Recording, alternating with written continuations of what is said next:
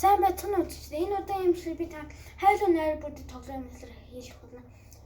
За яаж тоглох би тань зааж өгөх болно. Та тэгээд анхандаа эхлэхдээ нэг жаал хүндүүрээр тоглоно. Та тэгээд тоглохдоо бол нэг та нэг түүх маягийн юм уу тэрний нууцыг задлах түүх маягийн зүйлтэй учрна. Тэгээд та тоглоод хай нэг хөршийнхөө гэрлөө очих хэвээр. Та хөршийн гэрлөө толгоор биелүү юм шийдвэл бас та тогийн ундарч идвэл та тэрийг саатуулах болно. Тэгээд та гэрлөө нь орох хэвээр. Эхэндээ бол хайлуунаа бэр бол зургт үздэг.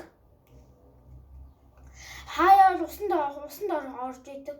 Та усанд энэтэй хонд юм орох хэрэгтэй. Та гэхдээ энэ дээрээс маш боломжтой байна. Бас та энэ дээр нуугдж болно. Та тэгээ түлхүүрийг болоо эвлүүлээ тэгээ ингэсээр л таны нууц задрах болно.